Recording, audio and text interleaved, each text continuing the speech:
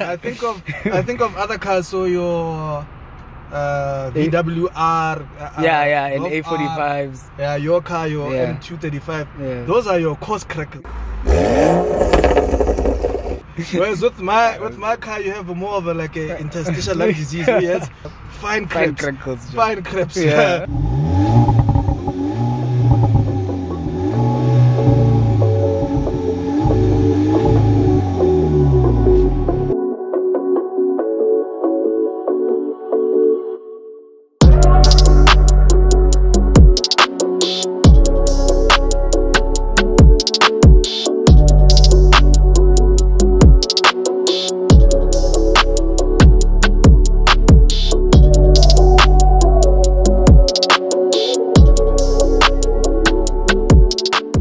Comrades, how are you, man? No, I'm good. Hello to all of your viewers. Before we get anywhere, guys, don't forget to like, comment, and subscribe. You must know. I'm trying this is my baby. As you mentioned, Polo GTI 2020. Black is the rarest color you can get the car in. The car comes in four colors for the GTI model. So you have the black, you have your white, and you also have your blue, or in the red. Also have the red. That's the fourth color. So basically, when you're starting off in the exterior, the one thing that differentiates it from your normal typical Polo, as you can see, you have the GTI badging with the red striping that comes across both the front headlights all across. It also has a different, more aggressive bumper with the honeycomb grille, both at the top and at the bottom. You know what's a bit weird here, ne? Someone who might have a different taste might think it's overdone. How the bumper, most of them you'd find, it's more or less like one line or one design. Yeah. Here they've decided to make many gloss layers. It's almost like you have three bumpers on top of each other. Yeah, they were trying to make it more aggressive. Aggressive looking to differentiate it from your typical Polo TSI. And I think this striping is also different, no? Yes. This kind of striping. Yeah, make it over on top of the bonnet is also very different. Yeah. Then when you come over to the side of the car, so this one specifically is a 18-inch rims. These are specifically Brazil rims with sports tires. They're not gunflat, just your normal tires, as well as the red caliper brakes on the inside to complement the black. You'll see as you go through the car, there's a red detail that complements the black very nicely. Was run flats optional? No, run flats were not optional. Oh, okay. And then also the 18-inch does not come standard, so it's a added spec that it took. The normal comes in with 17-inch. Okay, yeah, with a different rim as well. Yeah. This is a rim that I picked specifically. It's called a Brazil rim. Yeah. And as you can see, it has sensors all around the car. So can I just ask, while we're still on the wheel, spare wheel, do you get one or do you don't? Yes, you do get a spare wheel. A biscuit tire. Yeah, it's a biscuit tire because of the size of the bed. But it's better than nothing. I have to say. Like on my Beamer, I don't have one. Yeah, you do get a spare wheel. It's a biscuit because of the size of the bed. Yeah. You do get a big wheel. Yeah. As you would get it in normal Polo TSIs. Oh, okay. Yeah. Then as you go around, continue with the GTI badging with the red detail as well. And I think that side skirt is also different. Yes. So the side skirt, if you noticed here on the side, you can see there's a more aggressive type of look that they try to do with the side skirt of the car. Just make it look different. That they have a more like a sportier spoiler that you find on the top of the car. They actually extended from the normal one. Yes. That's already there. Yeah, with the light, I think it's standard. They just put with the light. They just put almost like the hood. Yeah. Okay. Then sensors again all around the car. You have sensors. Yeah. These lights, are they different from the standard? Yes, they are different from the standard lights. I'm not exactly sure about the exact detail, but I do know that they're maybe it's like LED on this one. Yes. Yeah. Additionally, on the car, there's also a reversing camera that pops out of the VW badge. Mara, isn't this a handle as well? It is. So when don't you cry for damaging the? No. So when you pull it Sorry. out, when you pull it out, you actually can't see. Oh, the camera is still it has concealed. It has a flap for itself for the camera yes. separate. So the camera is still concealed. And then you've got your double exhaust. Yeah, then you have your double exhaust. Yeah, very important. At the back. That's where the power. That's where the power comes out. Yeah. Actually, I used to like the Polo GTI from the Polo player. Oh, okay. Yeah, because they had a proper. They took the Golf GTI engine and drivetrain basically and just made a Polo. And it had a manual back then. And then from there, I cried when they went from that Polo player GTI to the Polo Vivo GT. I was like, no, that's what you're clouding. Yeah. With the 1.6, glorified badges, no turbo, just tears. But when they then came to this, the Polo 6, the Polo before this one, and then they made a GTI, and then they made DSG, and it was just key. Then I started liking the Polo again. Then when they came to this one, with glass blacks and touch screens everywhere, I was like, no, just you're leaving me again. Yeah. So, but I think this spec and how it's done, I think it's very key. Yeah. The red is not overdone. I think that's the best thing about it. Black will always look good, but the red accent just makes it pop really well. As they say, black is color manure. Sure. Currently, in my internship, I'm doing my obstetrics and gynae rotation. So right now, basically, I've been seeing pregnant women, women with gynecological issues, women that have problems in their pregnancies, so high-risk pregnancies, low-risk pregnancies. So those are the kind of things that I see on a day-to-day basis. So a lot of the patients, you'll see a lot of teenage pregnancies, and where young girls either were not aware of the contraceptive methods that are available to them, or they were aware but they didn't know where they can go to get those contraceptive methods.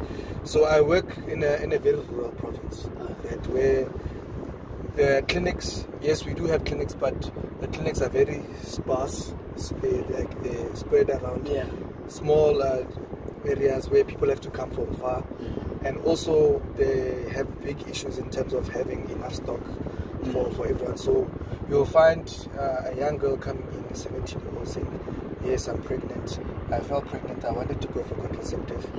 However, they did not have contraceptive at my local clinic, or I didn't want to go there because previously when other girls wanted to go there, the attitude from the staff or the community was not good when I wanted to seek contraceptives.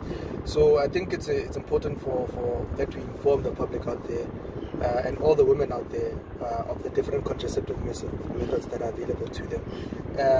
At whether before you fall pregnant and even once you've fallen pregnant, what are the different options that are available to you? Yeah. Number one, you could go for condoms, right? So they're both male and female condoms. I think society, they have this thing where a woman or a young girl should not be having condoms of her own, which I think is wrong. Because I think a woman should be able to empower herself so that when she goes out there and she is with her partner, she can also pull out a condom and try to protect herself from either pregnancy or STIs or HIV or whatever it may be.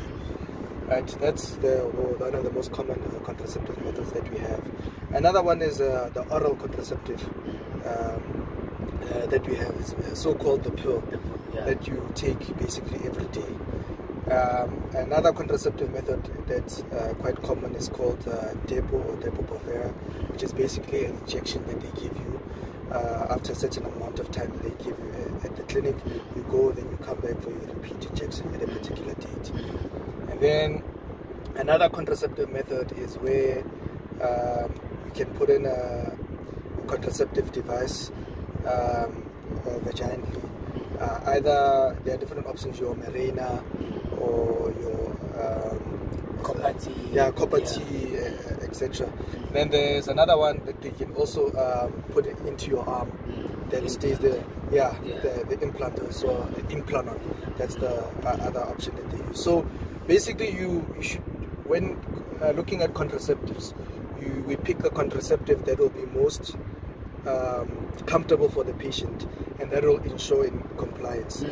So if you look at the oral contraceptive pill, if the patient says to you, I don't think I'll be able to take this pill every day at the same time for however long that I'm using it, then you'll offer a patient something else that's a bit more long term. It does not require that repeated thing of having to take a pill more time. That's now where you can introduce things like the Mirena and your Implant, etc. But like with any other medication or that we use, there are certain side effects that you can get, and they are different for the different contraceptives.